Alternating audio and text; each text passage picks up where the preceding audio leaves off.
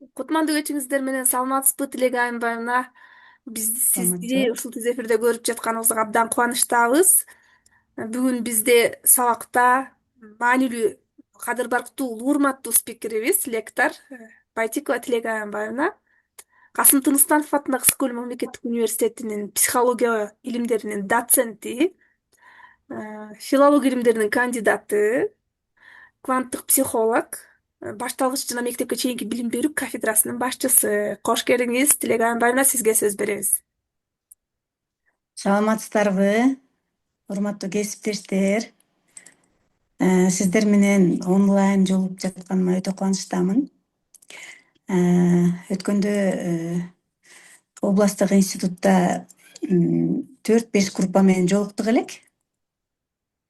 Оффлайн жолугуштук элек. Бүгүн онлайн сиздер менен жолугуп атканыма кубанычтамын. Мен тааныбагандарга өзүмдү тааныштырып кетейин. Ошо Касым Тыныстанов атындагы Ысык Көл мамлекеттик университетинде иштейм. 26 жылдан бери психологиядан сабак берем. Практикующий психологмун. Бир канча китептердин автору, соавторлорумун. Бир канча илимий макаланын ээсимин. Илимдин кандидаты, доцентмин. Азыр коллегам айтып кетти. Анан ушул кардарларга дагы психологиялык жактан жардам көрсөтүп келатамын. Бүгүн сиздер менен балдардын психологиясы жөнүндө сүйлөшөлүк. Балдардын психологиясы мен үчүн тааныш сфера, мен үчүн өтө жакын, өтө кызыктуу чөйрө десем болот. Анткени биз окуу планы боюнча курак психологиясы деген атайын сабагыбыз бар. Ошол курак психологиясы сабагында биз баланын, адамдын төрөлгөндөн улгайганга чейинки мезгилдеги психологиялык өнүгүү динамикасын окутуп келебиз. Эми балдардын психологиясы дегенде бүгүн мүмкүн болушунча мен ошол төрөлгөндөн баштап өспүрүм курак, убакыт жетсе өспүрүм куракты да камтыйлы, улам кыздар курагына чейинки мезгилге кичине мындай психологиялык экскурс жасайын деп чечтим. Бул жерде отургандар ошол көпчүлүгү башталгыч класстын мугалимдери, анан тарбиячылар болуш керек. Тарбиячылар да болушу мүмкүн бала бакчанын, Ооба, ошондой бардык эле мугалимдер. ата-энелер. Бардык. Болот. Ошондой эле ата-энелер дагы катышып отурат болуш керек. Бүгүнкү маалымат сиздер үчүн маанилүү болот деген ойдомун. Анан аягында суроо жоопторго да өтүп, сиздердин сурооңуздарга дагы жооп берсем деген ниеттемин. Эми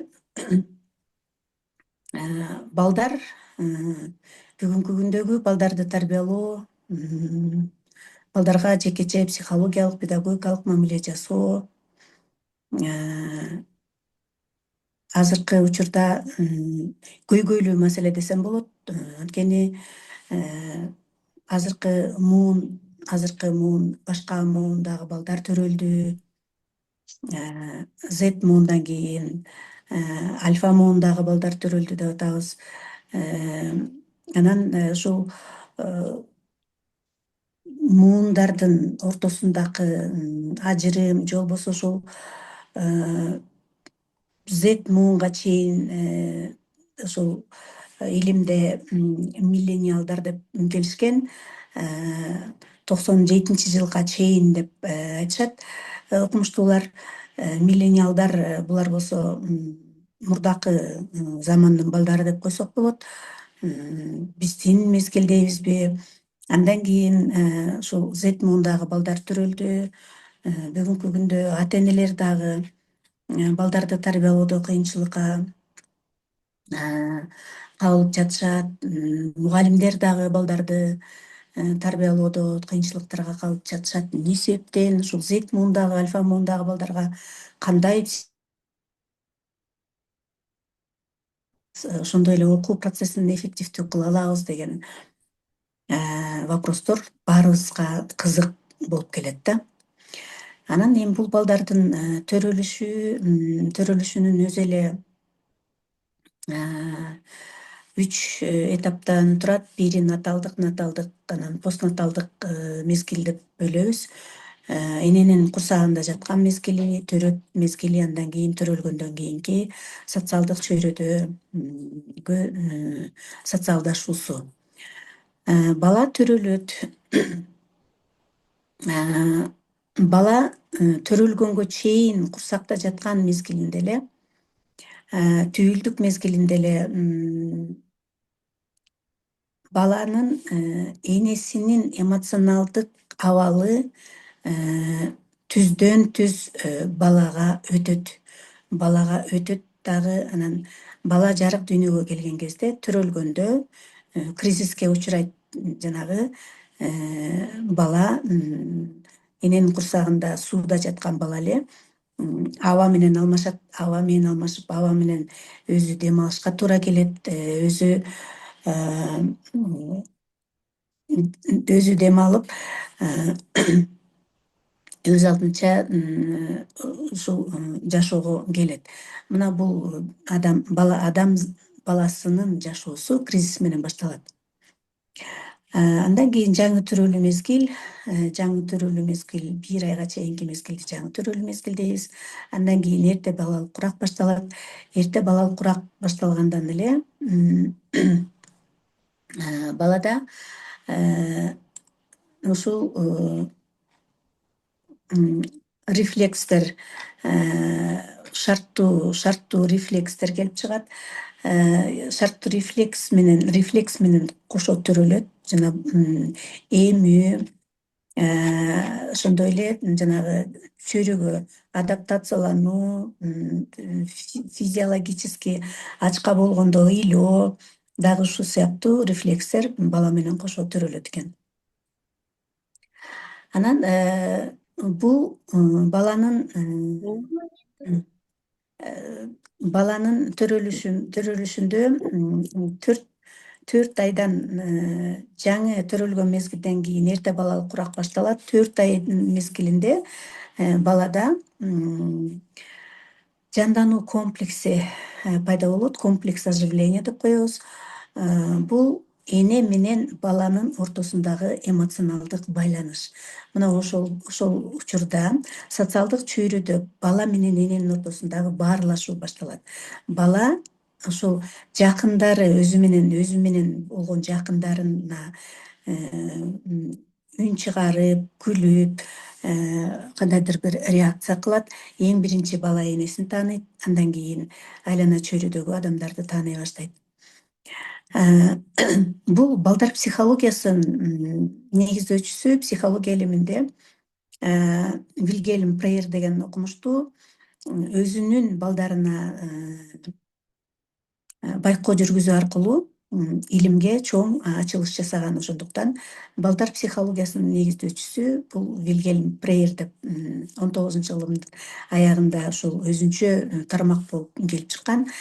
Анан ошол илим катары пайда болгондон баштап бүгүнкү күнгө чейин психологдор балдар психологиясына өзгөчө көңүл буруп, баланы ар тараптан изилдеп келе жатышат.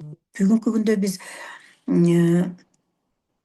баланы толук изилдеп бүттүк, балдар мындай болот деп айтуудан алыспыз. Анткени адам өзүнчө бир аалам, адам өзүнчө бир дүйнө, балдардын дүйнөсү дагы таптаза дүйнө. Аны ошол ак барак сыяктуу ачып алып туруп, аны ар тараптуу изилдөөгө алуу бүгүнкү күндө психологдордун эң негизги тапшырмаларынын бири болуп саналат. Андан кийин 1 жашка бала ошол төрөлгөндөн баштап эле психикалык процесстер, баардык психикалык процесстери, туюу, кабыл алуу, эске тутуу, ой жүгүртүү, кыялдануу, кунт коюунун айрым бир элементтери уже балада акырындап өнүгө баштайт. Бул баланын өнүгүшүндөгү эң негизги, эң маанилүү чөйрө, биринчи чөйрө бул үй бүлө. Үй бүлөдөгү тарбия, анан ата эненин инсандык таасири. Ата эненин инсандык таасири, алардын үлгүлүү жүрүм туруму, алардын жүрүм туруму, жашоо сценарийи, ошонун баардыгы тең балага проекция болот. Балага проекция болот деген бул подражает, чагылдырат. Ошол нерсени чагылдырат, а бала 7 жашка чейинки бала ошол чөйрөдө, үй бүлөдө көргөн нерсесинин баарын жанагы губка сыяктуу өзүнө сиңирип алат. Өзүнө сиңирип алат дагы ошол көмүскө аң сезиминде ар кандай программалар жазылат. Мына ошол андан кийин ошол эрте балалык курак башталган, эрте балалык курак мезгилинде э, м, эрте балалык курактын мезгилинде э, балдарда 1 жашка чыккан мезгилде дагы бала кризиске учурайт. Бул учурда баладагы кризис бул түз басуу.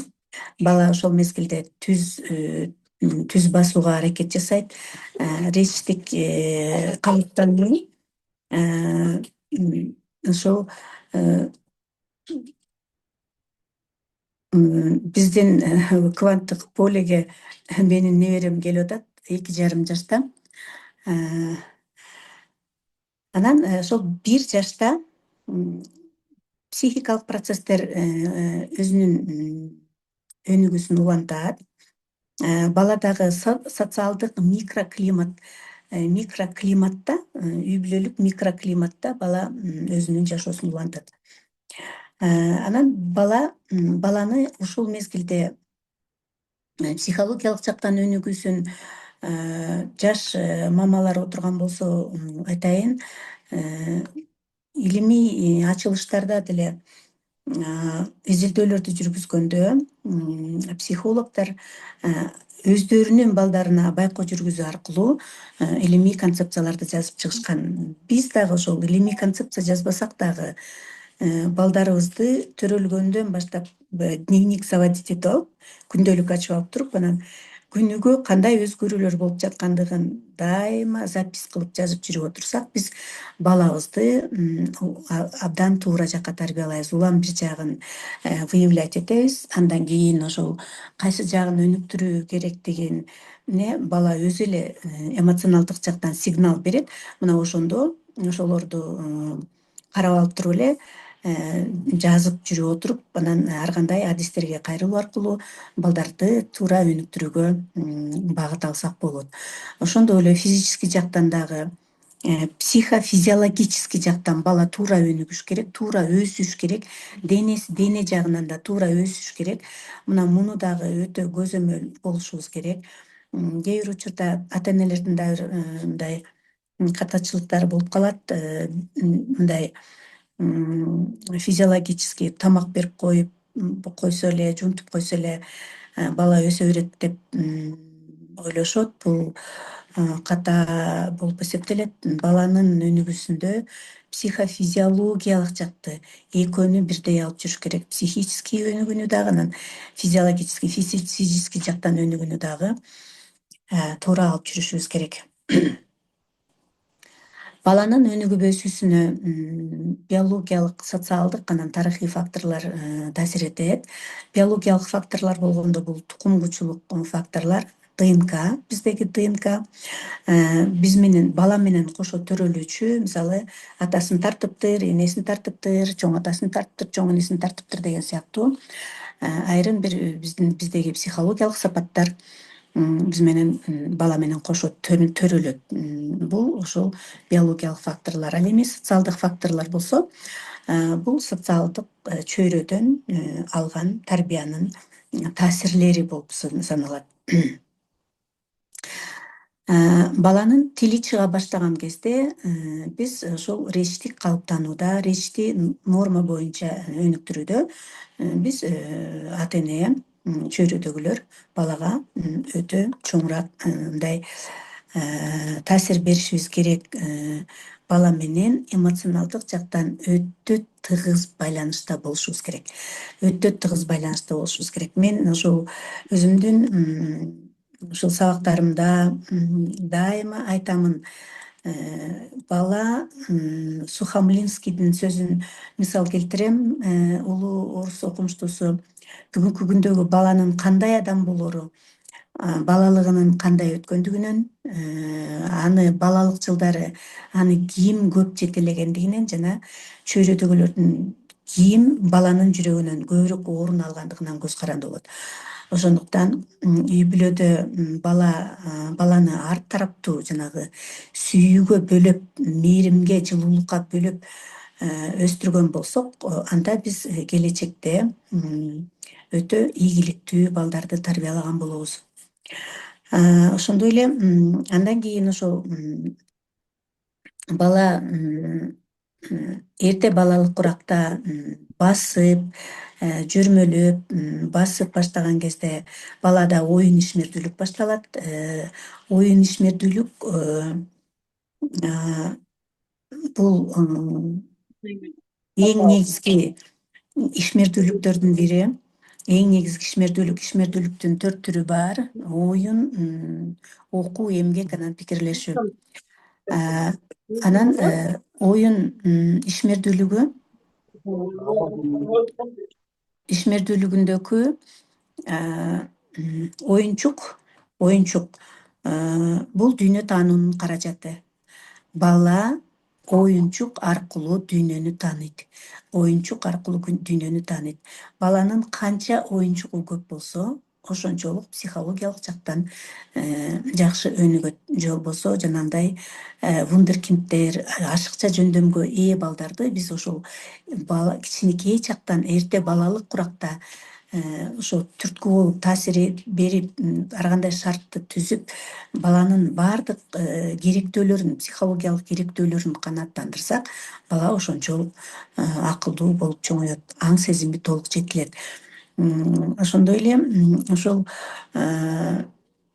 бул социалдык жактан өнүгүүдө дагы ошол экинчи социалдашуу чөйрөсү эң биринчи үй бүлө дедик, социалдык институт, андан кийинки социалдашуу институту болуп бул бала бакча саналат. Бала бакча. Бала 3 жашка азыркы күндө эрте эле уже бала бакчага бара башташты. Балдар азыркы мезгилде ушул психологиялык жетилүү өтө эрте болуп жатат. Ошондуктан жана жеке бала бакчалар иштейт. 1 жашка жетпеген балдарды деле уже бала бакчага бере башташты. Бул дагы баланын балдар коллективине аралашуусу дагы психофизиологиялык жактан өнүгүүгө өтө чоң таасирин тийгизет. Баланы балдар да тарбиялайт.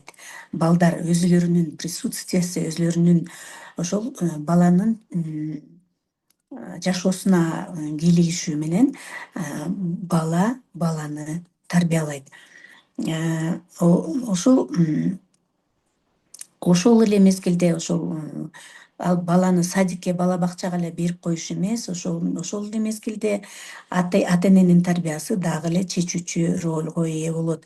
Баланын айлана чөйрөдөгү адамдар менен пикир алышуусунда рештик калыптанууга болгон түрткү, бала өзүн өзү баалоосу, бала өзүн өзү тааный башташы, баланын жанагындай чыгармачылык потенциалынын ачылышы, ошондой эле толук кандуу инсан болуп калыптанууга болгон бир элементарный негиздер ошол именно эрте балалык уракта башталат. Акырындык менен ошол бала бакчага барган бала андан кийин анын социалдык чөйрөсү кеңейет, андан кийин дагы өзүнө курбалдаштардын тобун түзө баштайт. Мына ошентип бала өз активдүүлүгүнүн өнүгүүдө бир маанилүү факторлор балага таасир эте баштайт. Адамдын психикалык өнүгүүсүндөгү эң негизги ушул факторлор болуп, ошол пикир алышуу, тарбия, ата эненин тарбиясы, анан пикир алышуу, ошондой эле ошол социалдык чөйрөдөгү же болбосо коомдогу көргөн тажрыйбаны өздөштүрүүсү саналат. Буга дагы биз эң биринчи ата эне катарында дагы, эгерде бала бакчада иштесек, тарбиячы катарында дагы аларга мотив болушубуз керек, түрткү болушубуз керек. Ошол дайыма алардын жашоосунда биз присутствовать этишибиз керек, четте калбашыбыз керек. Мисалы, баланын жашоосун уюштура билишибиз керек. Бала бир нерсеге багыт алыш керек. Баланын жашоосу иреттелүү болуш керек. Последовательность деп айтабыз. Ыраттуулук дейбиз психологияда. Баланын жашоосу иреттелүү. Анан бала, ар бир бала индивидуалдуулук касиетке ээ, ошондуктан ар бир баланын өнүгүүсү ар башкача жүрөт. Айталык, кээ бир бала эрте өнүгөт, кээ бир бала норма менен өнүгөт, кээ бир бала кечеңдеп өнүгөт. Бул өнүгүүнүн бир калыпта эместиги, бир калыпта эместигин билдирет. Бул учурда дагы бала кандайдыр бир чөйрөгө сигнал берет. Ошондон мисалы кичинекей чакта ошол эрте балалык уракта эле ошол психикалык жактан кечеңдеп өнүгүп жаткан балдар кездешет. Речиндеги өнүгүүнүн кечеңдеп жатышы кездешет. Ошондой эле таптакыр сүйлөбөй аткандар, бүгүнкү күндө ошол өтө аянычтуу бир өзгөчө балдар төрөлүп атат, аутист балдар төрөлүп атат. Мунун дагы ар кандай себептери бар. Муну биз ошол жанагы квантовый психологиянын алкагында дагы кеңири айтып беребиз. Эмне себептен ушундай балдар төрөлүп калуунун себептерин дагы выявлять этип аныктай турган ошо квантовый психологиянын сонун методикалары бар, өтө жакшы, мындай ишенимдүү. Аны ал өзүнчө сөз да. Анан ошондой мезгилде речтин кечеңдөөсүндө дагы ар кандай адистерге кайрылууга туура келет. Ошондой эле ошол социалдашууда эгерде бала чөйрө менен таптакыр мындай чөйрөдөн четтеген, оторванный бала болсо, эмне себептен ошондой болуп жаткандыгы аныктап, ал баланы дагы коомго аралашууга түрткү болушубуз керек. Анан ар бир баланын индивидуалдуулук өзгөчөлүгүн эске алуу менен тарбия берип, подход жасашыбыз керек. Бул дагы өтө маанилүү. Анан бир курактан экинчи куракка өтүү мезгилинде бала кризиске учурайт. Кризис деген бул бир курактан экинчи куракка өтүүдөгү кыйынчылыктар же болбосо мындай кескин психикалык өзгөрүүлөр менен мүнөздөлөт да. Бул кескин өзгөрүүгө бала туруштук бербей калган кезде кризисти оорураак кабылдайт. Айрым балдардыкы ошол кризис мезгили билинер билинбес болуп өтүп кетет. Азыр Бегайым азыр ошол суроолорду даярдап тургула, ошо суроолорго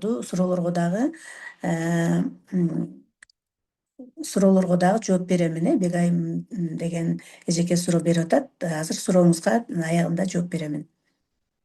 Анан 3 жаштан 7 жашка чейинки мезгил мектеп жашына чейинки мезгил деп аталат. Мектеп жашына чейинки курак 3 этапка бөлүнөт.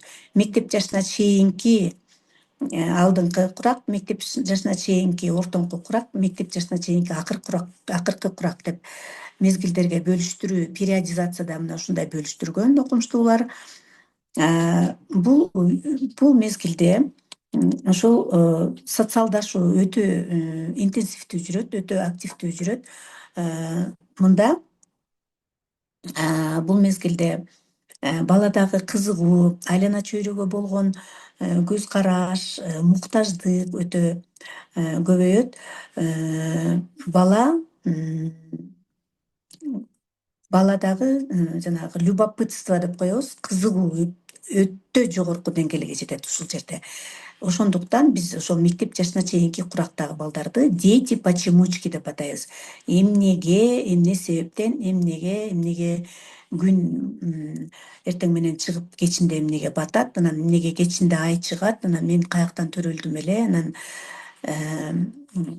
сенин эмнеге башың чоң, эмнеге менин башым кичинекей деген сыяктуу ушул аябай кызыккан суроолорун берет. Мына ушул учурда баланын дүйнө таанымына жараша, кругозоруна жараша, өнүгүү деңгээлине жараша, курак өзгөчөлүгүнө жараша балага соответственно жоопту беришибиз керек. Эгерде балага ошол туура жоопту бербесек, баланын суроолорун канааттандырбасак, бала менен пикир алышпасак, бала менен кызыгуусун, баалуулуктарын сурабасак, бала менен ойнобосок, анда бала тиешелүү деңгээлде өнүкпөйт. Ушул ар бир куракта социалдык кырдаал, бул социалдык коомго кирүү этабы, анан социалдык кырдаал, анан кризис, анан психологиялык жаңы түзүлүштөр деп ушул курактарда, ар бир куракта ушул 3 критерийге кайрылабыз. Социалдык кырдаалды айттык, кризисти айттык. Эми жаңы түзүлүштөр деген бул курактык мезгилдеги бир жаңы этаптын пайда болушу же болбосо психологиялык өнүгүүдөгү жаңы учурлардын пайда болушу, жаңы жаңылыктын балада калыптанышы. Мында сензитивдүү мезгил деп коебуз, ушул сезимталдуулуктун өтө жогорку мезгили болуп саналат. Мисалы 3 жаштан 7 жашка чейинки учурда речьтик өнүгүү, речьтик калыптануу бул сензитивдүү мезгил болуп эсептелет. Бул мезгилде ошол бала менен көбүрөөк баарлашышыбыз керек, көбүрөөк пикир алышып, көбүрөөк суроолоруна жооп беришибиз керек. Бул өтө маанилүү, өтө маанилүү. Биз мисалы ата-энелер көбүрөөк маани бербейбиз. Анан ошондон улам балдардагы жанагы пикир алышууга болгон азыр эле бир эжеке жазып атат, балам түйүнт деп жазып атат. Балдар менен таптакыр сүйлөшпөгөн учурда, балдар өзлөрүнүн суроолоруна учурунда канааттануу менен жооп албаган бала ошондой түнт болот. Же болбосо бала чакта ал баланы дайыма сүйлөгөнгө мүмкүнчүлүк берген эмеспиз. Сен сүйлөбөй отур, сен кичинекейсиң, сага ким сөздү ким берди, чоңдордун сөзүнө аралашпа, сен баладай бол деген сыяктуу претензияларды айтып, дайыма баланы затыкать этүүдөн үй бүлөдө, андан кийин башталгыч класстын мезгилинде бала ошону менен өзүнө бекинип алат дагы. Ошол айлана чөйрөдөн өзүнө туура келген жоопту албагандан кийин ал өзүнө бекинип алат дагы, андан кийин анан жанагы таптакыр сүйлөбөй койгонго өтөт. Мен сүйлөсөм деле эч ким мага жооп бербей турбайбы деп анан чөйрө ал бала үчүн таптакыр кызыксыз болуп калат. Кайсы мезгил болбосун эмоционалдык байланыш өтө маанилүү. Ата-эне менен баланын ортосундагы эмоционалдык байланыш өтө маанилүү. Кайсы мезгил болбосун. Даже жанагы карыган мезгилде дагы, эгерде атабыз 90 жашта, өзүбүз 60 жашта болсок дагы биз ата-энеге балабыз. Балабыз дагы ата-эне менен дайыма жакын болуп, ата-энеден энергия алып, ата-эне менен пикир алышкыбыз келет. Ошол эле сыяктуу жанагы жакындык, эмоционалдык жакындык теориясы бар немеде, балдар психологиясында. Ушул жакындык теориясы качан ошол социалдык өнүгүүдөгү эң негизги камкорчу, балдарга камкордук көрө турган ата-эне боло турган болсо, баланын жашоосунда, анда бала өтө мындай туура багытта психологиялык жактан норма менен өнүгөт. Анан балдар бүгүнкү күндө мектеп жашына чейинки курактан кийин кенже мектеп курагы башталат. Бүгүнкү күндө 12 жылдык билим берүүгө өтүп, балдар 6 жаштан мектепке барып атышат. Бул психологиялык эрте өнүгүү менен дагы байланыштырсак болот. Бүгүнкү күндө өнүгүү эрте жүрүп атат. Бала коомдогу мамилелер системасына кирет. Мында бала балдар, бала чоң адам, бала ата эне, анан бала мугалим деген мамилелер системасына кирет.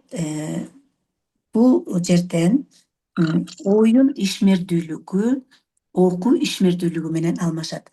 Окуу ишмердүүлүгү менен алмашат. Мына ошондо бала 6 жашта мектепке кире турган болсо 6 жашта, 7 жашта кире турган болсо 7 жашта бала кризиске учурайт.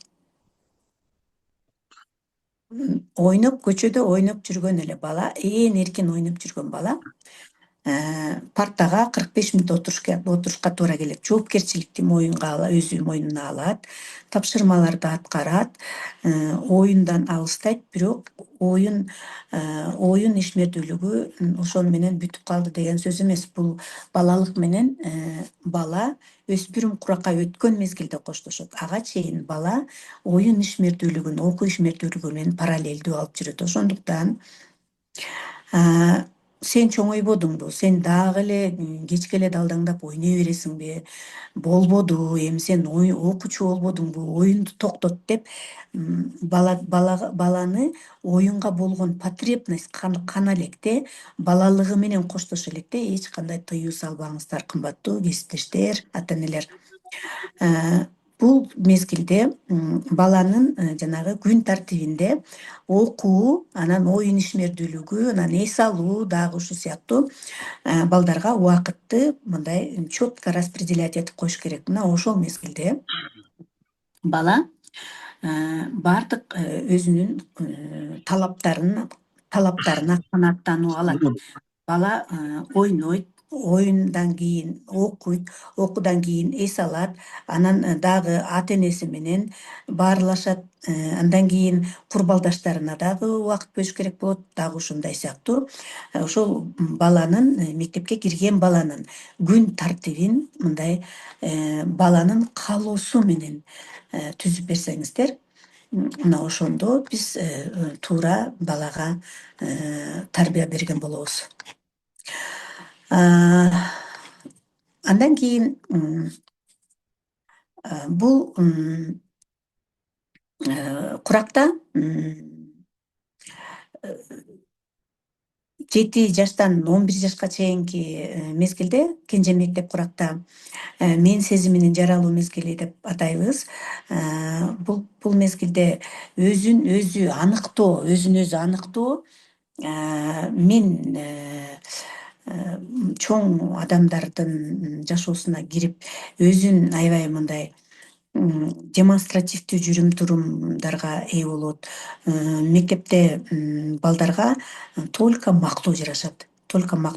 Балдарды баардык жагынан мактап турушуңуздар керек. Баардык жагынан балдарды жанагындай гиперактивный балдарга өзүнчө подход, өткөндө дагы оффлайн жолугушууда дагы сүйлөштүк. Мисалы, темпераментине жараша балдарга мамиле жасоо бул өтө маанилүү. Темперамент бул адамдагы нейродинамикалык өзгөчөлүк. Муну эч өзгөртүүгө болбойт. Аны социалдык чөйрө өзгөртөт. Биз баланы сен мындай бол деп темп кошо албайбыз. Ал бир убакыттын өтүшү менен 11-12 жылдын аралыгында ошол цикл алмашат. Мына ошол алмашкандан кийин анан мисалы меланхолический типтеги бала холерический типке өтүп сразу ачылышы мүмкүн. Же болбосо холерический типтеги бала жоошуп флегматический типке өтүшү мүмкүн. Дагы ушул сыяктуу муну дагы балага жана башында да айттым, балдар психологиясында байкоо жүргүзүү методу өтө жакшы натыйжаларды берет. ошо байкоо жүргүзүү аркылуу баланын өзгөрүп бара жаткандыгын ата эне менен мугалим байкаш керек дагы. Анан ошонун негизинде балага туура мамиле жасаш керек. Мына бул учурда дагы биз балдардын ошол бул жерде инсандык өнүгүү, мен сезиминин жаралышы бул инсандык өнүгүүнүн эң негизги баскычы. Ушул кезде бала өзүн өзү чөйрөдө аныктай баштаган кезде ата эне дагы мугалим дагы балага ар тараптуу моралдык жактан колдоо көрсөтүш керек. Колдоо көрсөтүү менен биз ошол балдардын жүрөгүнөн көбүрөөк орун алабыз.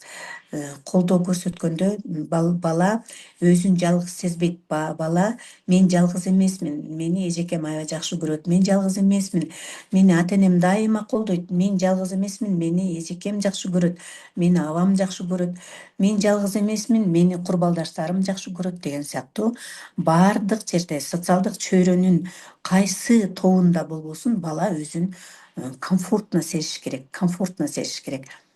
Муну мындай комфортно сезүүнүн өзү үй бүлөдөн башталат. Дагы айтайын кайталап, үй бүлөдө эгерде үй бүлөдө баары жакшы болсо, башка жакта балада жакшы болот.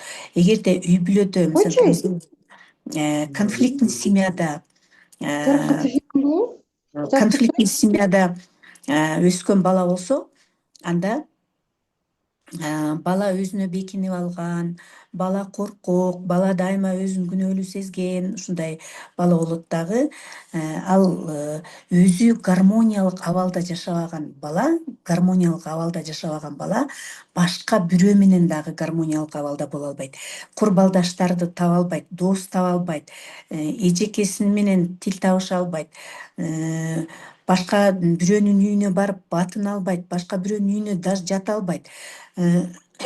Өзү оюн ойногон убакта демилге көтөрө албайт. Дагы ушул сыяктуу бул дисгармония деп коет. Бала үй бүлөдө өзүн тапкан эмес. Баланын үй бүлөдө ордун ата эне көрсөткөн эмес. Ошондуктан балага везде плохо. Кайсы жерде болбосун өзүн дискомфорт сезет. Бир жерге барса батыраак эле кетип калгысы келет, бир жака барса батпайт, орун жок, өзүн жаман сезет, мен ашыкмын деген сыяктуу сезет дагы. Эч жерге мындай өзүн жанын кое албайт. Мына бул мезгилде балада окууда дагы эч кандай эффективдүүлүк болбойт. Бала оюн ойногондо дагы оюн дагы аны кызыктырбай калат. Анан өзү менен өзү жанагындай коомчулуктан четтеп жүрүп отуруп, анан жанагындай жалгыздыкты каалап калган балдар дагы мына ушундан улам келип чыгат. Андан кийин 11-12 жашта бала балалык менен коштошот, өспүрүм куракка өтөт. Өспүрүм куракка өтүү мезгили. Бул дагы индивидуалдык өзгөчөлүккө байланыштуу. Кээ бир балдардын азыркы учурда психологиялык өнүгүү аябай интенсивдүү жүрүп аткандыгына байланыштуу кээ бир балдар 10 жашында эле уже переходной возраст башталып атат. Переходной возраст 10 жашта эле башталып атат. 9 жашында эле уже кыздар 9 жашында эле переходной возраст өспүрүм куракка өтүп атышат. Бул дагы жанагы өнүгүүнүн психологиялык өнүгүүнүн өтө тездик менен болуп жатышынан кабар берет. Башкача айтканда ошол 9 жашында эле ошол медициналык, психологиялык изилдөөлөрдүн ошол жыйынтыктары айткандай, кээ бир кыздар ошол эне болууга уже психофизиологический жактан уже даяр болушат экен. Айрыкча кыздар эртерээк жетилет. Бул эми өспүрүм куракка өтүү мезгили бул өтө кескин бурулуш. Бул мезгилде физический өнүгүүдө мындай резкий переворот болот. Өтө мындай резкий переворот болгон кезде э, бала дагы боюнун тез өсүп кетиши, жанагындай кыздардын төшүнүн өсүшү, балдардын үнүнүн жооноюшу, балага мурут чыга баштагандыгы, жанагындай э, э, бутунун тартайып өсүп кеткендиги, мына ушул сыяктуу физический жактан өтө тездик менен өсөт. Гормон бездери өсөт. Бул мезгилде өтө тездик менен өсөт. Бул адамдын табияты, бул табияты. Мындан природа человека, мындан эч каяка качып кутула албайбыз. Анан ошол кезде кыздардагы жанагы комплексоваться этүү, уялуу, тартынуу мезгил болуп башталат. Бирок азыркы Z муундагы, альфа муундагы кыздар наоборот өзүн аябай демонстративно алып жүргөн учурлар кездешет. Айталык, мисалы, ошол Z муундагы кыздарды алсак, балдарды алсак, булар жанагындай аябай өздөрүн мындай ачык көрсөткүлөрү келишет. Чоңдордун жашоосун эрте эле жашагысы келишет. Азыркы жанагындай косметикага кыздардын эрте берилиши, балдардын эртерээк акча таап, өздөрү камсыздаганга өтүшү, ошондой эле өздөрүн өздөрү өнүктүрүү темалары дагы балдарды эрте кызыктыра баштады бүгүнкү күндө. Бул ошол Z муундагы балдар. Булар санарип дүйнөнүн балдары. Z муундагы балдар деген кимдер булар? Булар санарип муундагы балдар. Булар интернет, смартфон, жанагы социалдык сеттер менен кошо төрөлүп чоңоюп аткан балдар.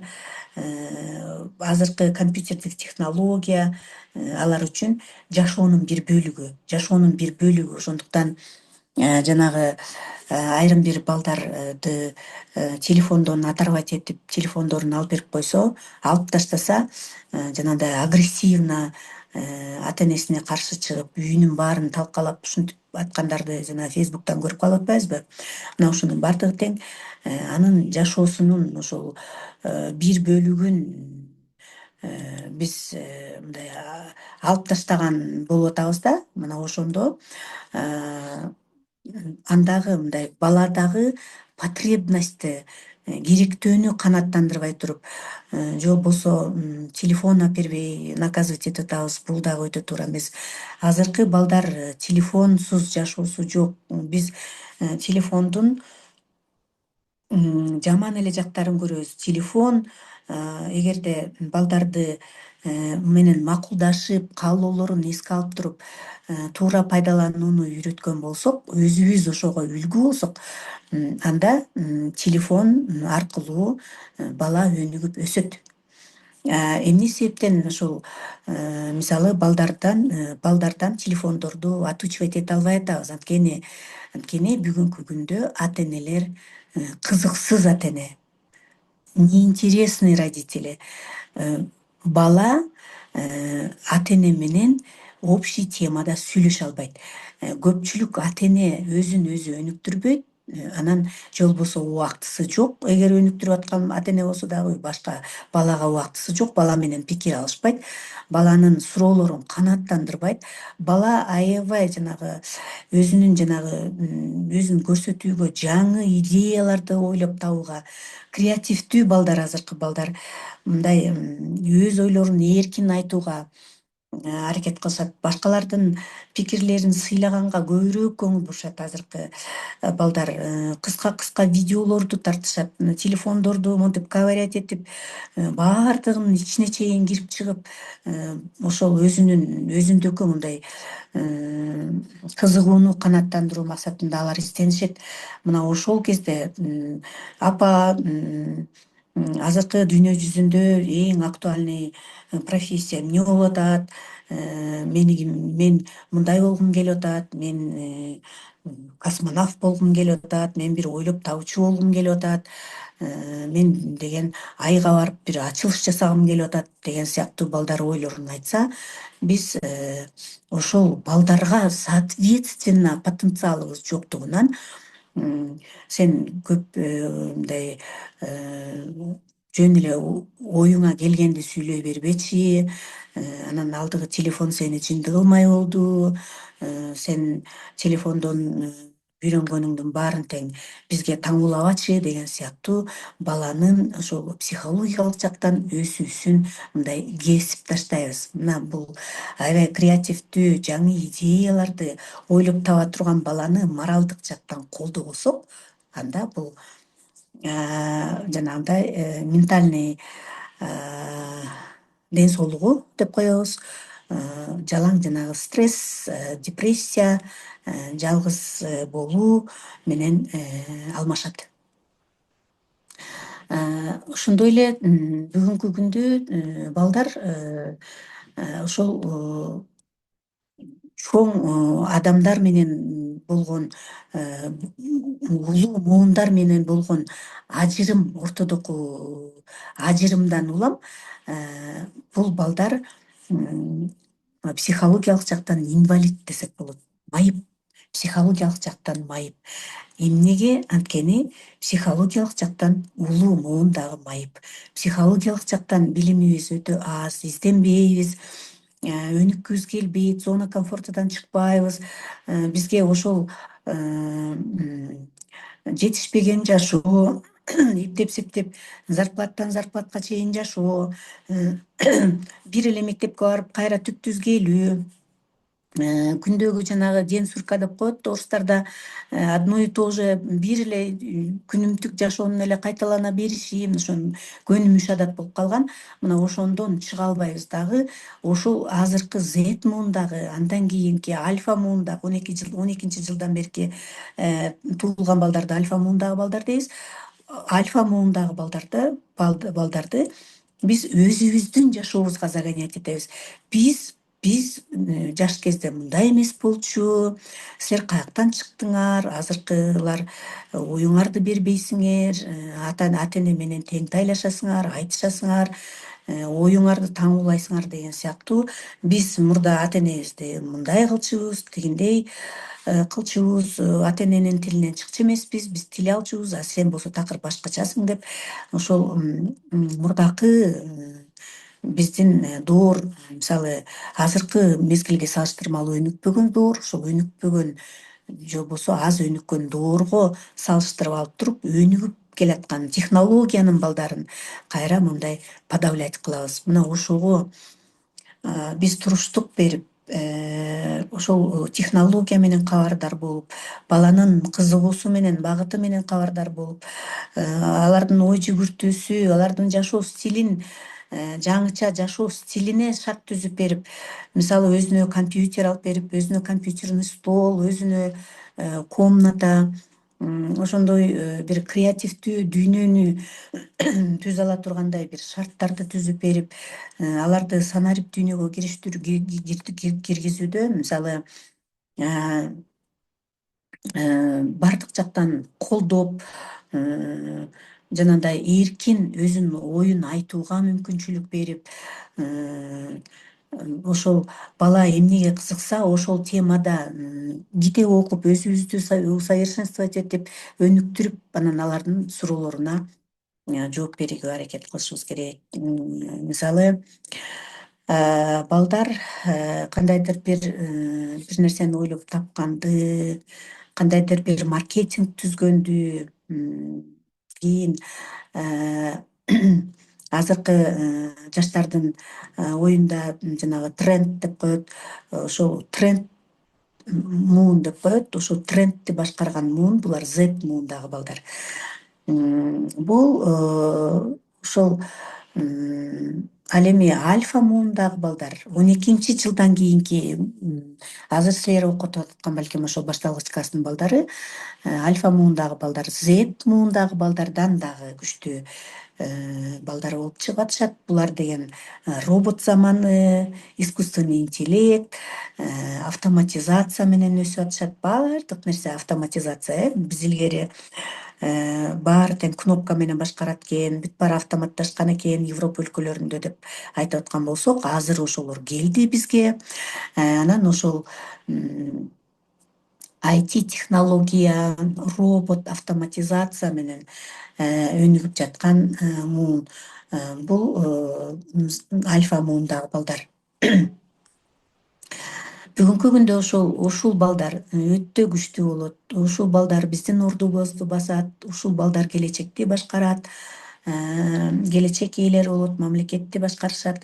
Ошондуктан биз үй бүлөдө кичинекей чактан үй бүлөдө тарбиялоодо, андан кийин ошол балдарды окутууда, окутуп тарбиялоодо ар бирине жекече педагогикалык, психологиялык мамиле жасаганды билсек, анын темпераментине жараша тарбия берсек, ошондой эле кызыгуусуна жараша тарбия берсек, алардын каалоосун дайыма эсепке алсак, алардын багыттуулугу менен кошо багыт алсак, аларды өзүнүн жашоосуна кой берсек, алардын сезимдерин сезип турсак, аларга дайыма ишеним көрсөтсөк, анан биз келечекте татыктуу, ийгиликтүү балдарды тарбиялаган болобуз. Эмне себептен ушул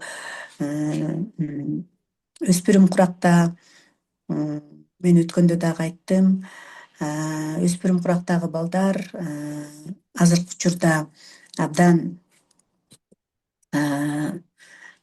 психикасы ушундай, адамдын психикасы өзү эле ушунчалык хрупкий, аябай мындай назик болот. Чуть что сразу эле мындай үзүлөт, мындай социалдык бир анын психикасына туура келбеген бир моменттерде сразу жанагындай өзүн суицидке алып баруу, өзүнүн жанын өзү кыйып коюу азыр өтө көп кездешип атат. Өтө көп кездешип атат. Мунун баардыгы тең ушул балалыктан келаткан травма, балалыктан келаткан жаракат, психологиялык жаракат десек болот. Мына ошондон улам келип чыгып атат. Мына ушунун баардыгын тең өз учурунда бала менен эмоционалдык байланышта жакын болуп, өтө тыгыз байланышта болуп, бала менен баланын каалоосу менен кошо чоңойсок, анда биз ошондой трагедиялуу учурлардан алыс болот элек да. Бул учурда ошол жанагы гормондордун өтө тездик менен резко өнүгүшү, бул жаратылыш адамдын табияты дедик. Ошол табиятка баш ийип, баланы ошол мезгилде өзүнүн жайына коюш керек. Баланын личный границасы деп коебуз, жеке чек арасына кирбеш керек. Жеке чек арасына кирбеш керек, жайына коюп коюш керек. Бала качан ошол кризистик моментти башынан өткөргөндөн кийин кайра өзүнүн абалына келет. Өспүрүм куракта окуу экинчи планга өтөт, окуу процесси. Ата-энелерден алыстайт, ата-энеден алыстап, курбалдаштары менен жакын болот. Курбалдаштары менен пикир алышуу өтө маанилүү болот. Именно азыр жанагы мен айтып аткан алардын жеке кызыкчылыгы, ошол социалдык тармактардан уккан маалыматтарын бири-бири менен бөлүшүшөт. Андан кийин жанагындай алар деген жөн эле отуруп алып бир болбогон сөздөрдү сүйлөшпөйт. Азыркы альфа Z муундагы балдар келечекти сүйлөшүшөт. Эң жанагы самый крутой машинанын модельдерин айтышат, ошол жөнүндө сүйлөшүшөт. Самый аябай актуальный профессиялар жөнүндө сүйлөшүшөт. Ошондой эле азыркы өсүп өнүгүү, эмнеден улам өсүп өнүгүү тез болуп атканы жөнүндө сүйлөшүшөт. Финансылык ийгиликке кантип жетүү жөнүндө, кандай жолдор аркылуу жетүү жөнүндө, кайсы ийгиликтүү инсандар бар экендиги жөнүндө сүйлөшөт. Бул балдар үчүн өтө маанилүү. Анткени ошол баланын суроо талаптарын үй бүлөдө ата эне бере албайбыз. Ата эне башка өзүнүн жашоосу менен, үйдөгү быт тиричилик менен алек болобуз дагы баланын суроо талаптарын канааттандыра албайбыз. Ошондуктан алар азыркы убакта өзүлөрүнүн балдаштары менен көбүрөөк сүйлөшөт. Ошондуктан эгерде айлана чөйрөңүздөрдө ошондой ийгиликтүү бизнесмен туугандарыңыздар болсо, ийгиликтүү абдан бир чоң ийгиликтерге жетишкен потенциалы жогору окумуштуулар болсо, ойлоп тапкан креативдүү адамдар болсо, өтө кызыктуу адамдар болсо, искусство адамдары болсо, эгерде ошондой адамдар менен балдарыңыздарды тааныштырып, алар менен кездештирип, алар балдар менен сүйлөштүрүп койсоңуздар, ошолор мындай байланыш түзүп алып туруп, анан ошол өзүлөрүнүн суроо талаптарына жооп ала алышат. Мына ошол дагы бирден бир негизги шарт болуп саналат.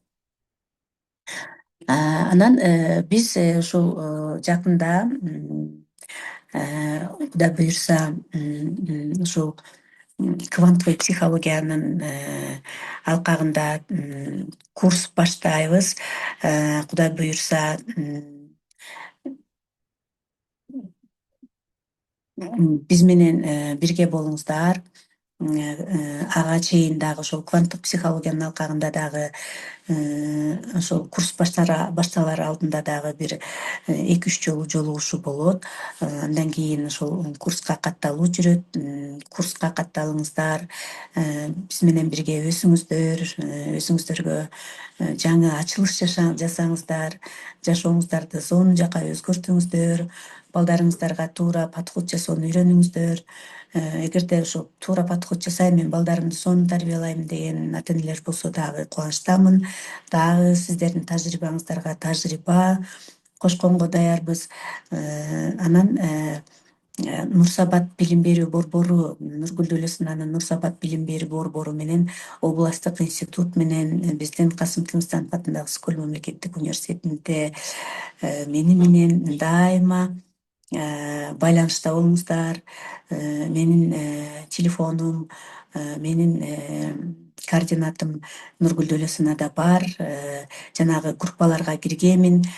Могу акыркы бир оффлайн жолугушуу группадан мени чыгарып салдыңыздар. Мен бир ошо темперамент боюнча ошо тесттин чечилиштерин, тексттерди жөнөтүп коеюн десем, мени ошо админ чыгарып койду. Же жөн эле чыгарып алды, билбейм. Ошол тесттерди жөнөтө албай калдым. Если мүмкүн болсо, ошол группага кошуп койсоңуздар, мен ошол айткан убадамды аткарып коеюн. Анда эмесе ошол суроо жоопторго өтсөк, кандай дейсиздер, кимде кандай суроо бар? Мен суроолоруңуздарга жооп берейин. Видеолоруңуздарды күйгүзүп алып отурсаңыздар аябай жакшы болот эле да. Эң акыркы бир повышение деген бир группага бардым сабакка. Мына ошол жерден презентацияны жөнөттүм. Андан кийин ошол немени темперамент боюнча аябай сурадыңар эле. Ошону тестти, анан ошо тесттин чечмеленишин кандай тестировать этесиңер, ошону жиберип коеюн десем эле, мени группадан чыгарып салдыңар. Анан мен деп түшүнбөй калдым, кандай чыгарып, эмнеге чыгарып салышты депчи. Анда эмесе суроолор болсо, суроолорго жооп берейин. Кызыккан суроолоруңуздар болсо.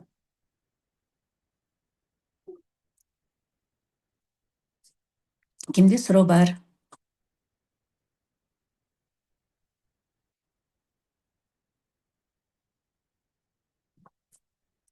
Азыр жазып атасыздар, э?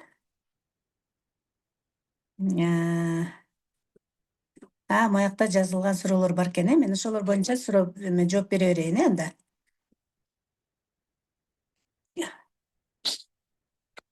коомго кантип аралаштыра алабыз дейт. Менин да балам түйүнт дейт. Кайсыл жактарга алып барсам болот? 15 жаш тартынчаак дейт. Бул сиздин программа, кымбаттуу эжеке, бегайым. Бул сиздеги программа. Балдардын ушундай болуп калышы баардыгы тең апанын программасы болуп саналат. Эмне себептен ушундай баланы тарбияладыңыз? Балалыктагы кандай психологиялык травмалар бар? Ошого карата сонун методикаларды беребиз квантовый психологиянын алкагында. Келсеңиз болот. Баланы полностью ачабыз. Саламатсызбы эже? Ушул сабагыңызды кантип сактап алсак болот? Группага салып коюңузчу, сураныч. Нургүл Дөлөсүнага кайрылыңыздар. Бул суроо Нургүл Дөлөсүнага экен. Группасы сабак сакталат деди. Сакталса, кайра запись көрүп коесуздар. Сонун сабак болуп жатат. Рахмат дейт. Чоң рахмат. Бакчадагы тарбиячыларга ушул сабагыңызды сабак катары өтөм деп чечтим. Абдан сонун, абдан сонун. Ошол тарбиячылар менин сабагыма катышсаңыздар дагы андан да сонун билим аласыздар. Мен азыр бир кичинекей эле элементин көрсөттүм. Целый 1 ай бою сабак өтөм. Сиз менен кайсы группадан байланышсак болот дейт. Менин номерим 0709, жазып алыңыздар. Мен азыр жазып коеюн,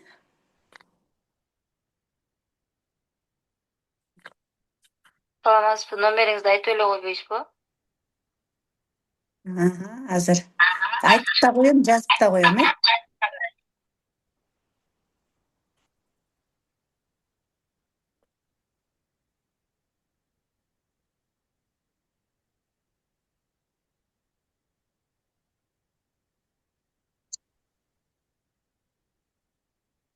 Телефон.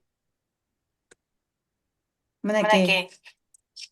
0709 37 27 40. Тилек Аянбаевна. 37 27 40. Тилек Аянбаевна. Саламатсызбы, Тилек Аянбаевна? Саламатчылык.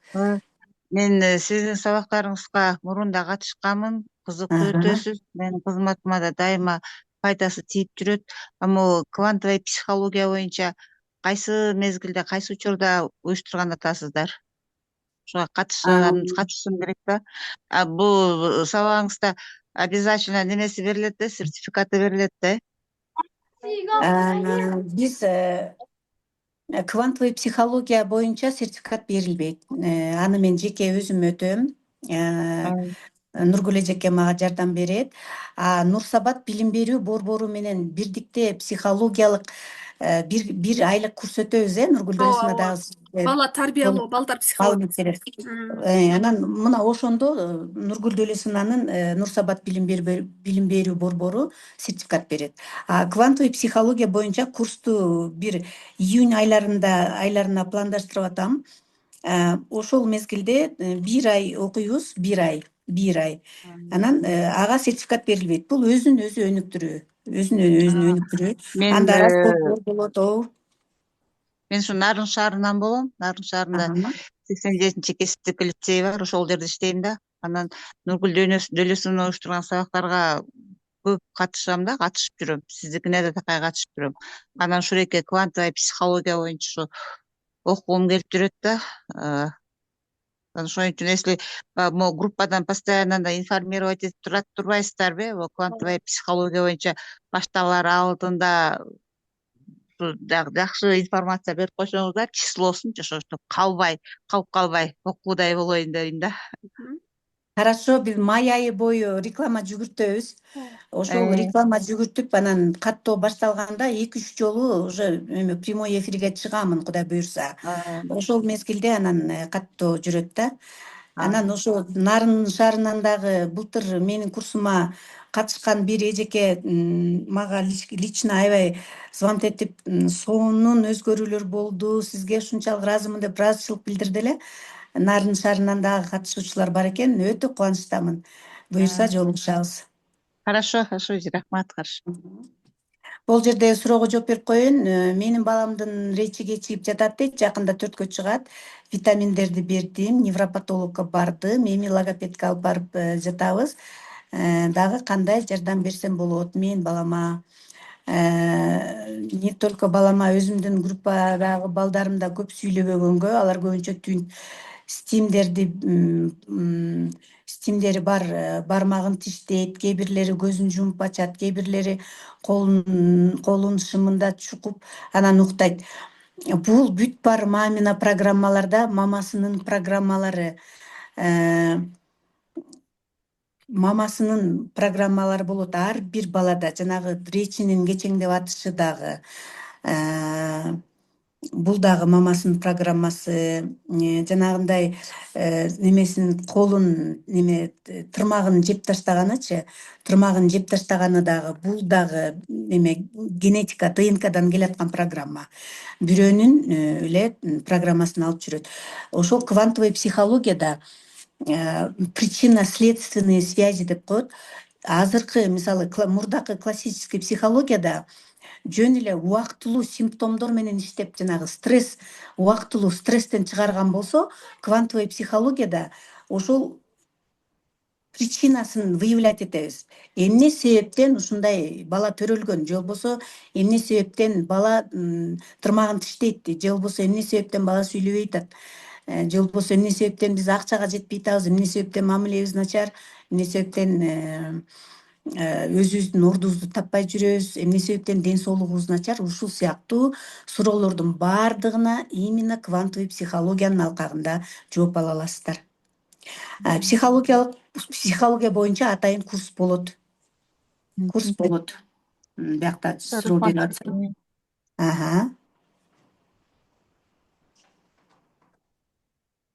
Сонун сабак болду. Мен психология боюнча окугум келет дейт. Келиңиз, буюрса жолугабыз. Эже кызым дал сиз айтып жаткан абалда 5-класс канткенде жардам берем.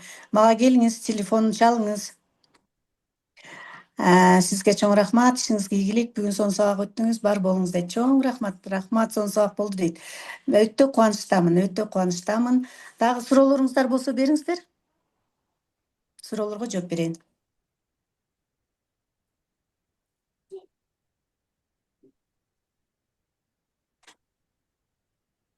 Менде суроо болуп атат да, логопедия болуп калабы же психология жактан болуп калабы, кандай сабак болуп калат?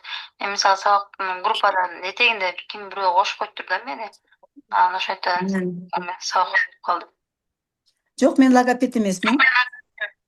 Мен логопед эмесмин, мен психологмун, мен практикующий психологмун. Бирок ошол балдардын речевой дефекттери эмне себептен болуп аткандыгы маманын программасы. Бул маманын программасы. Ошол мамаларды менен иштөө аркылуу балдарды сүйлөтсө болот. Логопедке бул ташып балдарды алып барып атпайсыздарбы? Бул логопед дефектологдагы өзүнчө адис. Микрофондоруңуздарды өчүрүп турсаңыздар. Логопед дефектолог дагы өзүнчө адис. Ал дагы жанагындай речтеги жана букваларды айта албагандан ошону вставлять кылат. Анан жанагындай кээ бир учурда хирургический вмешательство керек болот, жанагы уздечка деп коет, тилдин асты кыска болгондон дагы бала сүйлөбөй албайт. Негизи эгерде ДНК аркылуу келаткан речевой дефект болсо, анын симптомун мамасы аркылуу таап туруп, ошону айыктырса болот. Анан бул жерде осознанность деген эмне деп бир эжеке жазды. Осознанность деген бул аң сезимдүүлүк. Аң сезимдүүлүк адам эки абалда жашайт, эжекелер. Аң сезимдүүлүк анан аң сезимсиздик абалда. Аң сезимдүүлүк деген бул ойлонулуп жасалган иш-аракеттер. Осознанно, умышленно деп коебуз, осознанно жасадым деп. Билип туруп жасадым, билип туруп айттым, билип туруп кылдым деген. Бул осознанность, а бессознательность деген, бессознательность бул аң сезимсиздик абал. Бул аң сезимсиздик абал бизде ойлонулбай туруп жасалган иш-аракеттер. аң сезимсиздик ал ойлонулбай туруп жасалган иш аракеттер. Бизде вырабатывать этилип чыккан адаттар, привычкалар, биздин түш көрүүбүз, биздин жанагы галлюцинация, биздин жанагы адаттар, привычка деп атпайбызбы, жанагы тырмакты жеп таштоо, бул дагы бессознательное состояние, уже ДНКдан өтүп передаваться этип келип туруп, биздин жет атабыздан же энетектен же ата тектен келип туруп, анан ошол балага келип токтогон да. Анан ошондон аны тырмагын жеп баштаган. Ошондуктан биздин квантовый психология боюнча биздин азыркы жашообузду подсознаниядағы калыптанып калган, балалык чактагы калыптанып калган программа 95% ошол программа биздин жашоону тейлейт экен. 5% осознанно азыркы жашообузду 5% тейлейт экенбиз. Аны мен 100% убедилась. Мен ошол квантовый психологияны 22-жылы 1 жыл 8 ай окуганмын. Московский академиядан окугам, 4 сертификат алганмын. Анан ушу 26 жылдан бери психологиядан сабак берип келатам. 2014-жылы доцент психологии болгом. Курак психологиясы деген китептин соавторумун, 6 кишинин бирөөмүн. Анан 3 окуу методикалык колдонмом бар. Башталгыч мектепте практикалык психология деген бар. Колдонмом балдарды мектепке даярдоо деген бар. Анан ден соолугуна мүмкүнчүлүгү чектелген балдардын жөндөмдүүлүгүн өнүктүрүүнүн жолдору деген дагы бир китебим бар. Кичинекей китепчем бар. Ошо бала бакчанын тарбиячыларына, башталгыч класстын мугалимдерине ошол жакшынакай материал болуп, ошону колдонуп келе жатышат. Курак психологиясы деген китебибиз Окума Кейжи деген сайтта бар. Окума Кейжи деген сайтта илинип турат. Абдан жакшы түзүлгөн, кыргызчаланган китеп. Ошол жерде курак психологиясын аябай жакшы изучать этсеңер, ошону үйрөнсөңөр болот. Өзүңөрдүн курагыңар жөнүндө дагы маалыматты ошол жерден алсаңыздар болот. Окума Кейжи деген сайтта. Дагы суроолоруңуздар барбы?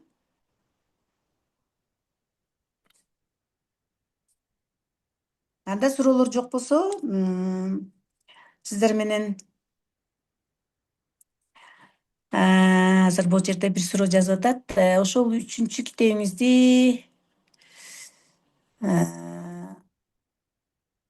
бала бакчадагы балдарга арналган китебиңизди кантип алсак болот? Китебиңизди кайдан алабыз? Ушул азыр менде ушу сатыкта жок эле. Ушул 2014-жылы чыгаргам. Могу биздин Караколдогу билимде 1 жылдан ашык сатылды. Андан кийин ошол түгөнүп калды эле менде. Дагы ушул басып чыгарсамбы деп турам. Байланышта болуп туруңуз. Анан эгерде басып чыгарып калсам, ошол сатыкка чыгарам. Ошол китебимди. Дагы кимде кандай суроо бар? Эжекелер берип калгыла, пока мүмкүнчүлүк бар. Ушундай Нургүл Дөөлөсүнө бекер сабакты уюштуруп атканда мүмкүнчүлүктөн пайдаланып суроолоруңуздарды берип калыңыздар. Эже мен азыр эле психология боюнча жанагы китебиңизди сразу эле карадым да, Окума Кейджи бияктан башка чыгып ататпы же Окума Кейджи? Тесттер. Да, туура экен. Могу тесттер же Окума Кейджи. Курак психологиясы деген китеп. Курак психологиясы деген. Курак Окума психологиясы. Кейджи деп туруп анан курак психологиясы деп жазабызбы? Ооба. Ошол жерде 6 автор барбыз, 6 автордун бирөө менмин, Байтикова аты жөнүм. Дагы кандай суроолоруңуздар бар? Педагогика психология боюнча тесттер менен бөлүшө аласызбы? Смотря эмне тесттер менен бөлүшөм. Педагогика психология боюнча. Жок, эмне тест кызыктырат? Эмнени кимди тестировать эткиңиз келет? Курска келиңиз. Курска келсеңиз, тестси жок эле өзүңүз мондай таанып чыгасыз. Ой, мен совсем башка турбаймынбы деп чыгасыз. Жанагы эме тест сурап атышат, жанагы тест тапшырышат го, мыкты тарбиячы, анан конкурстарга, анан жанагы эме директор болгонго тест тапшырып атпайбы, педагогика психология ошол тесттин үлгүсүн сурап атышат. Андай. Жок, андай биздин окуу программада Ал биздин окуу программабызга байланышы жок ал. Жанагы искусственный интеллекттен чат GPTден эле таап албайсыздарбы аны? Чат GPT баарына жооп берет сиздерге. Аны оңой эле таап алса болот азыр. Саламатсызбы эжеке. Саламатчылык. Психология боюнча окусак сертификат алабызбы? Курстар ооба, өтсөк. педагогикалык психология болот, буюрса ошондон 72 саатка сертификат беребиз. А квантовый психологиядан сертификат берилбейт. Рахмат. Жана педагогикалык психология бул бала тарбиялоо, балага мамиле кылуу, балдар менен иштөө да психология.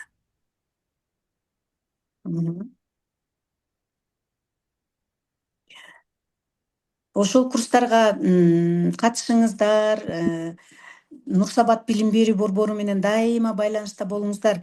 Өнүгүңүздөр, өсүңүздөр.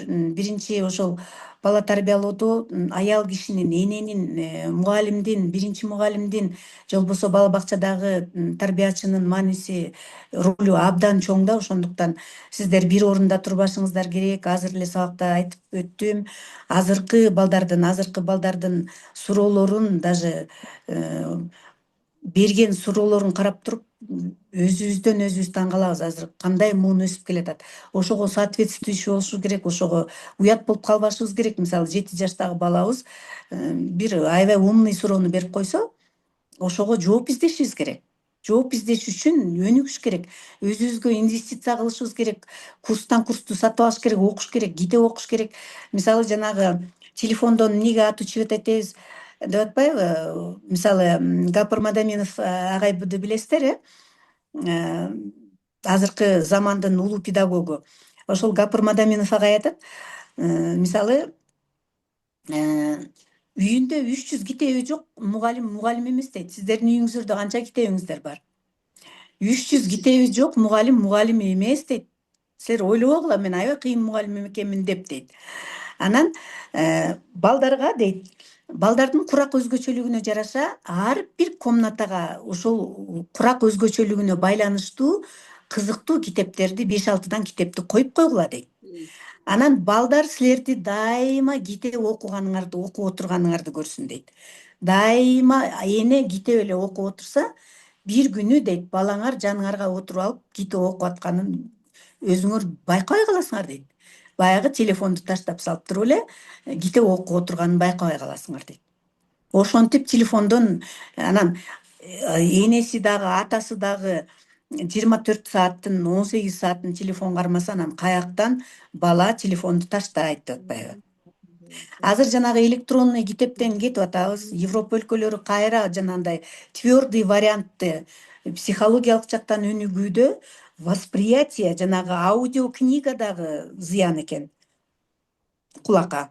Аудиокнига дагы восприятияга дагы анча кабылданбайт экен.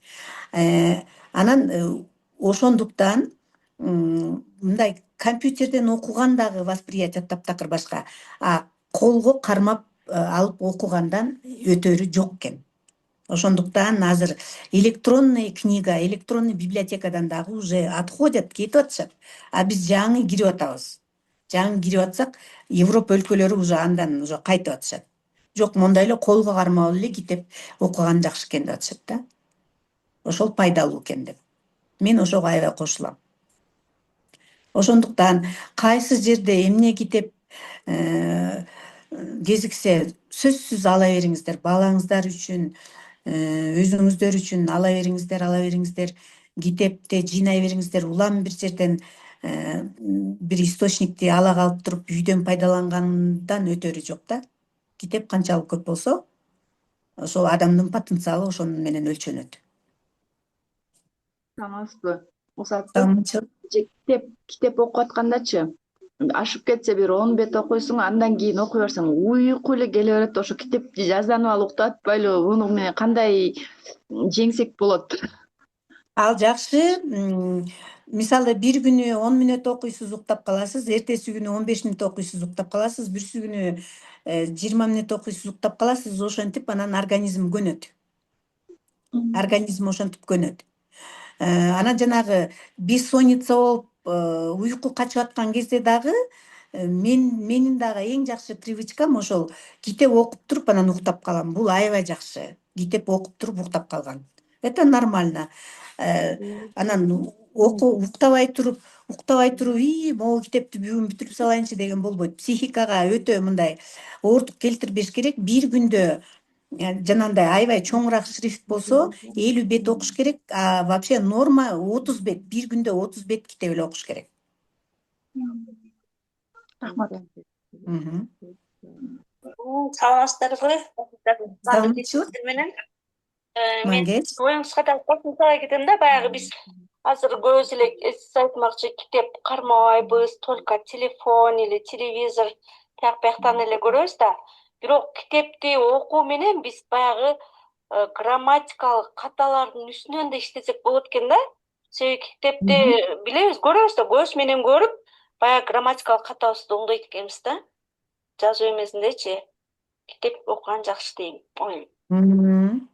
Чоң рахмат. Абдан жакшы, пайдалуу. Дагы ката демекчи, ошо бир дагы оюма келип кетти, айтайын. Мисалы ата эне балага биз ата эне идеал болуп көрүнгүбүз келет. Идеал болуп көрүнгүбүз келет дагы анан өзүбүздүн кетирген катачылыктарыбызды эч жакта балага айтпайбыз. Банкрот болуп калганыбызды же дагы ушундай бир катачылык кетиргенибизди айтпайбыз. Бул өтө туура эмес. Балага биз пендебиз, биз Кудайдын пендесибиз, биз да катачылык кетиребиз. Мына ошондо катачылык кетирдим балам, ушундай катачылык кетирдим, ушундай банкрот болдум. Бирок мен ошонун жолун кайра таптым, ушинтип. Мен ошондон чыгып кеттим. Катачылык кетиргенден эч убакта коркпош керек деп баланы тарбиялаш керек. Мына ошондо бала чечкиндүү болот. Бала максатына кадам таштаганда мен катачылык кетирип алсам, апам урушат же атам урушат, элдер эмне дейт, мен элдерге уят болом деген ой болбойт дагы. Риск менен, тобокелчиликке салып туруп максаттарына ширешак жасайт. Катачылык кетирип алса дагы, ал эч коркуу сезим жок болот анда. Андан ары дагы рисковать этип чоң ишти баштай баштайт. Биз айтабыз, сен жанагындай синдром отличника баланы рамкага салып коебуз. Мугалимдин баласы аябай тартиптүү болуш керек. Мугалимдин баласы тентек кылбаш керек. Мени уят кылбашың керек мектептен.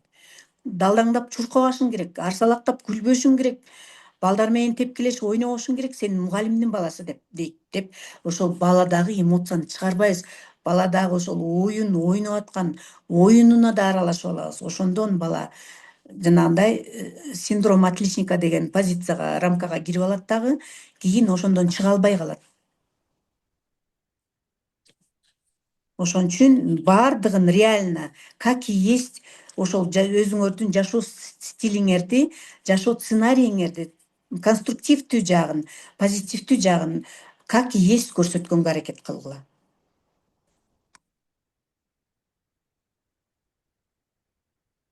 Дагы суроолор жок болсо, анда жыйынтыктайлык. Бүгүн убакыт бөлүп катышып бергениңиздерге чоң рахмат. Бул биздин акыркы жолугушуубуз эмес. Надеюсь, дагы көп жолугушуулар болот. Ушул билим чөйрөсүндө билим алалы, өнүгөлүк, өсөлүк, бирдикте бололук, морально колдойлук. Мага жеке кайрылам дегендер телефон жазып алдыңыздар. Жеке кайрылсаңыздар болот. Онлайндагы кызматыңардамын, оффлайндагы кызматыңардамын. Дагы жакында ошол Нурсабат билим берүү борбору менен, Нургүл Дөөлүсовна менен өтө жакшы пландарыбыз бар. Ошонун баарын ишке ашырабыз. Ошондо дайыма сиздерди кабардар кылып турабыз. Саламатта тургула. Рахмат, сабагыңыз жакшы болду. Анан курс башталганда сөзсүз катышкандай бололук, биз дагы. Маалымат беребиз, сертификат аласыздар. Сурап жатпайсыздар, педагогика психологиядан сертификат беребиз буюрса. Жакшы, рахмат. Чоң рахмат. Саламатта туруңуздар. Рахмат, Көрүшкөнчө. Сонун сабак болду, Тилек Айымбаевна. Чоң рахмат сизге. Рахмат эжеке. Дайыма силердин кызматыңардамын. Рахмат, разымын. Рахмат. Аябай сонун сабак болду. Рахмат. Чоң рахмат. Ийгилик. Бейпилтүү баарыңыздарга.